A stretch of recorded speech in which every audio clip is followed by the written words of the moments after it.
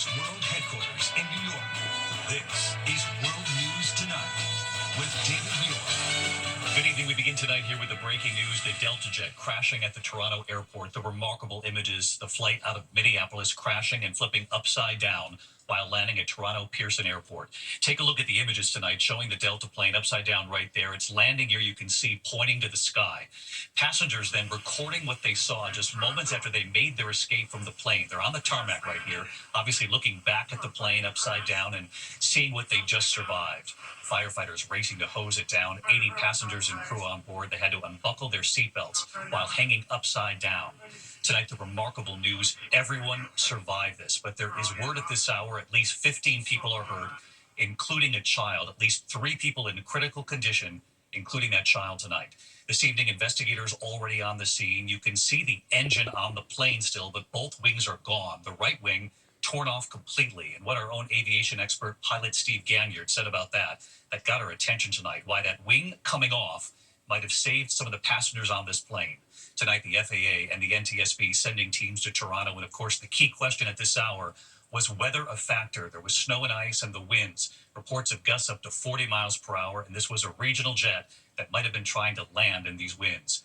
ABC's Gio Benitez covers aviation, and he leads us off with the images coming in tonight. Tonight, these dramatic images show a Delta plane flipped upside down, smoke pouring out of the fuselage, the plane crash landing at Toronto Pearson International Airport. Passenger John Nelson shooting this video moments after the crash. Toronto, we just landed. Our plane crashed. It's upside down. Fire department's on site. The Delta Regional CRJ-900, operated by Endeavour Air, traveling from Minneapolis, St. Paul, with 80 people on board, arriving in Toronto around 2:45 p.m. We just had a crash on runway 23 here. Emergency crews racing to the scene. 15 people transported to area hospitals, one of them a pediatric patient, a man in his 60s and a woman in her 40s critically injured. Remarkably, no one killed. When it came to a halt, everybody is upside down. So there are going to be injuries just getting the seatbelts up, falling to the ceiling, and getting out that way. Passengers seen escaping the aircraft. Most people appear to be okay. We're all getting off. Some smoke going on. Just so you are, there's people outside walking around the aircraft there. Yeah, we've got it. The aircraft's upside down and burning. Ron James witnessing the smoke from inside the airport. Seen a bunch of smoke, and then we've seen some fire trucks go, and then I seen a trolley carrying a helicopter, and wondered what was going on. And I got to the door of my plane, and they just said, "We're not going anywhere." Fire damage seen along the back of the plane. The airport shut down for hours. And there are already questions about how winds and wintry weather may have impacted the crash. The tarmac blanketed with snow. Winds gusting up to 40 miles per hour around the time of landing. And it comes just weeks after 67 people were killed in that horrific crash over the Potomac between a Black Hawk helicopter and an American Airlines plane. And that medical jet crash in Philadelphia that killed 6 people on board and 1 person on the ground. While back in Toronto tonight, this major investigation is now underway. And David, the Transportation Safety Board of Canada will be leading this investigation. The American FAA and NTSB are sending crews to Toronto. But again, David, I've got to go back to the biggest headline of all here, that everyone on board survived, and that is simply a miracle. Really is extraordinary tonight. Gio Benitez leading us off. Gio, thank you. Of course, the investigation already underway at this hour. I spoke with ABC News consultant, retired Colonel and pilot Steve Ganyard just before we came on the air here tonight. Steve, thanks so much for being here. I know, first of all, when you look at that fuselage completely upside down on that runway in Toronto, you can't help but think of all the passengers dangling upside down, their seatbelts still attached, just hanging inside that cabin.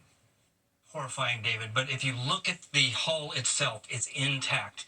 That saved lives. But inside the cabin, disorientation, you end up upside down, you're hanging from what is now the ceiling. So we don't know where the injuries came from, but more than likely some of the injuries occurred when people released their seatbelts and dropped from the ceiling into what is now the floor. Just horrifying to imagine what they must have seen outside those windows as the plane was making these turns and tumbling. I want to ask you, you're a pilot yourself, obviously.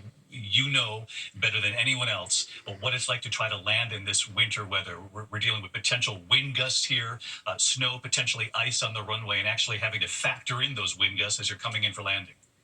Very challenging. David, the weather in Toronto is just what most of the eastern seaboard is seeing. Blowing snow, high winds, lots of turbulence. The wind was about 30 or 40 degrees off the runway heading, and so the crew had to take that into account. There's snow on the runway. We don't know what happened, but it likely happened at touchdown because there was no Mayday call prior to touchdown. Steve, you and I were talking, the wings are gone, the right wing gone completely, and you actually said that might have been a reason why all of these passengers survived this. It could have helped, David. So if you think about what happened here, the airplane didn't just flip, it rolled. You see that the tail snapped off, the right wing is snapped off, most of the left wing is gone. The fuel in this aircraft, the majority of the fuel is held in the wings. With the wings gone, most of what could have caused a major explosion was gone. We did see the one small belly tank fire. Great job by the crash fire rescue folks to get in there quickly and to put the fire out and get everybody out of the cabin. Colonel Steve Ganyard with us here tonight. Steve, thank you. Steve Ganyard with us just before we came on the air tonight. And if we get more on this crash, we'll bring it to you right here during this newscast. In the meantime, we move to the other news on this Monday night. The storm hitting the east right now, and the next major storm now right behind it. In fact, 140 million Americans on alert again. Already those high wind warnings from New York right up to Boston tonight. Winds gusting up to 75 miles per hour in some places. And in Philadelphia, a woman killed when a tree fell on her car. In New York City tonight, trees crashing on top of homes in Queens and the Bronx. And, of course, the flood emergency in Kentucky we're watching. The death toll there expected to rise. Ginger Z standing by with the forecast, and ABC's Alex Perez with the images tonight. Tonight, the death toll rising from a powerful system that's now wreaking havoc across the Northeast. Winds gusting over 70 miles an hour in some spots, taking down telephone poles in South Jersey, and huge trees all over New York City. This one crushing a home in Queens. I thought a tornado came through. This man's car in the Bronx totaled. It's insane, you know? In Northeast Philadelphia, neighbors mourning a woman who was killed when a tree crushed her car overnight. Good, sweet, kind woman, churchly, care for everyone, have a big heart. In Detroit, icy water inundating homes after a 4.5-foot water main burst open on the city's southwest side this morning. More than 75 people had to be brought to safety, many of them children. Over the weekend, first responders in Kentucky rescuing more than 1,000 people from floodwaters after storms dumped more than 8 inches of rain in some spots. Carrie Guy and her 2 teenagers evacuated her flooded riverfront home Sunday, but doesn't know when she'll be back. Moving everything out is one thing. It's the 3 inches of mud that is left when it goes out. Cleanup is the worst.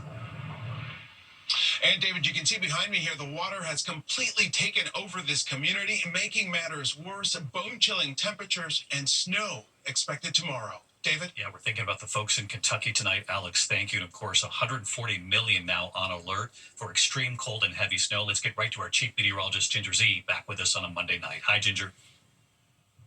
Hi, David. We've seen winds gusting 60 miles per hour from Newark, New Jersey up to Boston. And those wind alerts are still on the map for at least the next couple of hours. That lake effect snow warning, too, that's for an additional 2 feet of snow. We even saw a pileup on I-90 earlier. But these are not the only advisories on the map. You go down to North Carolina, Virginia Beach, all the way back to Kansas and Oklahoma, and we've got a lot to talk about. That new storm, we will track it right across the nation here. It starts tomorrow. Wichita is going to be involved early. The heaviest snow looks like it'll fall in the Ozarks in northwestern Arkansas, right along the state line there of Missouri. You see how Little Rock is in that pink? I'm afraid they're going to see some wintry mix, maybe some freezing rain and a glaze of ice. So that's Tuesday afternoon and evening. Rough commute for Nashville by Wednesday morning because that thing wraps up and gets some snow in there for Raleigh, Norfolk, and eventually, David, we're talking about the cold behind this, where Dallas could feel sub-zero temperatures or wind chills by the midweek. Quite a week ahead, Ginger. Thanks. We'll see you first thing in the morning on GMA. Tonight, the White House defending Elon Musk and his team over attempts to obtain access to the system that contains the tax filings and bank statements of millions of Americans. So what do they need it for? As the Trump administration now fires hundreds from the FAA and Homeland Security, among other agencies. Here's Rachel Scott tonight. Tonight, the White House on the defensive after Elon Musk's team requested access to an IRS system that contains the personal information of millions of Americans, including their tax filings and bank statements. Top administration officials insist it doesn't mean Musk and his Department of Government Efficiency will go sifting through private tax returns of individuals. I can give absolute 100% assurance. I give you complete and total assurance on that point.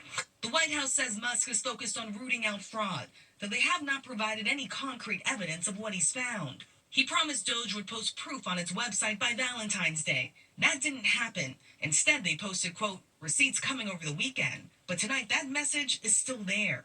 This as the president and Musk proceed with sweeping layoffs of thousands of federal workers. At the IRS, sources tell us 15,000 workers have been identified for possible termination, with tax season just around the corner. And we are learning Trump has fired hundreds of people at the Federal Aviation Administration, just weeks after that deadly crash at Washington's Reagan Airport. The firings touching more than a dozen agencies, including the Departments of Homeland Security, Veterans Affairs, and the Centers for Disease Control. Victoria says she was laid off from the Forest Service in Montana. I was devastated. I built my whole life around this. I mean, I worked for 10 years to get this job. Finally. She says the layoffs had rocked her whole community. Down with Project 2025. Elon Musk doesn't even know my job exists, right? But like, we do a lot. I mean, I'm a public servant, and I do this job because I love it. So yeah, I'm devastated, and my whole community lost their jobs, and I don't know what I'm going to do now. Other government workers like Elizabeth Anaskevich, who worked for the Consumer Financial Protection Bureau, described a disorganized, chaotic process that left her with so little information, she says she can't even file for unemployment. And we were just basically tossed out on the streets. And so that has been angering and heartbreaking. And our pay stopped the day we got the termination letter. So we're all without a paycheck as of Tuesday. And we have seen some of that confusion spread across other parts of the federal government. ABC News has learned that hundreds of workers have been fired at the National Nuclear Security Administration. Sources say that some officials were unaware that those workers were responsible for managing the nation's nuclear weapons system. And over the last few days, officials have been scrambling to hire them back, David. Rachel Scott in West Palm Beach tonight. Rachel, thank you. Tonight, the high-stakes talks overseas, the U.S. and overseas tonight, Pope Francis remains in the hospital in Rome. Vatican officials say he's being treated for what they describe as a complex clinical condition. The 88-year-old Pope was taken to the hospital with bronchitis last week. His fever is now gone, but doctors have prescribed complete rest. He is reading the paper, he's eating, and he's following doctors' orders to rest. Back here in the U.S. tonight, a measles outbreak in West Texas is growing, the largest in that state in 30 years. At least 48 cases now, that number expected to rise. Health officials say all of the patients are either unvaccinated or their status is unknown. 13 hospitalized. 3 unrelated cases confirmed across state lines in New Mexico. When we come back here tonight, the images, the seal found right in the middle of the street here in the Northeast. Where did the seal come from? And what they did to save the pup. To the index of other news, the spread of bird flu here in the U.S. sending egg prices to new highs tonight. On average, a dozen eggs now a record $4.95. A 50% rise from last year and up 80 cents from just last month, obviously higher in some places. Now, 68 confirmed human cases of bird flu, but still no human-to-human infection. Well, quite a sight in Connecticut. Authorities rescuing a young seal pup in the middle of downtown New Haven, Connecticut, believed to be about 5 or 6 weeks old, a bit underweight. Officials think it was trying to escape from the ocean and perhaps other seals. The pup was taken to the Mystic Aquarium, getting better tonight. They hope to return the seal to the wild.